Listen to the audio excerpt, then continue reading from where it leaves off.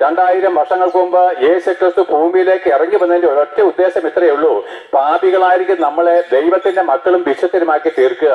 അത് നമ്മുടെ നല്ല പ്രവൃത്തി കൊണ്ടോ നമ്മുടെ പ്രാർത്ഥന കൊണ്ടോ സാധ്യമല്ല. യേശുക്രിസ്തു ക്രൂശിൽ മരിച്ചതിന് ഒറ്റ ഉദ്ദേശമേ ഉള്ളൂ, നമുക്ക് നിത്യജീവനെ തരുവാൻ, പാപമോചനം തരുവാൻ. ആവട്ടെ, ഞാൻ നിങ്ങളോട് ഒരു ചോദ്യം ചോദിക്കട്ടെ. നിങ്ങൾ നിങ്ങളെ തന്നെ വിധിച്ചുകൊള്ളുവിന്, നിങ്ങൾക്ക് പാപമോചനം ലഭിച്ചുവോ? വീണ്ടും ചോദിക്കുന്നു, പാപമോചനം ലഭിച്ചുവോ? ഇല്ലെങ്കിൽ എന്താ കുഴപ്പമെന്നറിയാമോ? പാപിയായിരിക്കുന്ന ഒരു മനുഷ്യന് വിശുദ്ധനായിരിക്കുന്ന ദൈവത്തോട് ജീവിക്കാൻ കഴിയത്തില്ല. പ്രിയപ്പെട്ടവരെ, ഈ ഭൂമിയിൽ നമുക്ക് ഉണ്ടെങ്കിലും ഇല്ലെങ്കിലും ഇവിടെ ഏതൊക്കെ അനുഭവത്തിൽ പോയാലും മരണം വഴിയായിട്ട് നമ്മൾ വേർപെടുന്നത് കൊണ്ട് ഈ ഭൂമി നമുക്ക് സ്ഥിരവാസമല്ലെന്നും നമ്മൾ മരിക്കും, നാളെ ലോകം അവസാനിക്കുകയും ചെയ്യുമെന്നുള്ള സത്യം നിങ്ങൾ അറിഞ്ഞിരിക്കെ, അതിനപ്പുറം നിത്യമായിരിക്കുന്ന ഒരു വാസസ്ഥലം യേശുക്രിസ്തു നമുക്ക് എല്ലാവർക്കും വേണ്ടി ഒരുക്കിയിട്ടുണ്ട്. പക്ഷെ അതിനെ അംഗീകരിപ്പാനും അനുസരിപ്പാനും വിശ്വസിപ്പാനും മനസ്സുള്ളവർക്ക് മാത്രമേ ആ സ്വർഗരാജ്യത്തിലേക്ക് പ്രവേശിപ്പാൻ കഴിയത്തുള്ളൂ.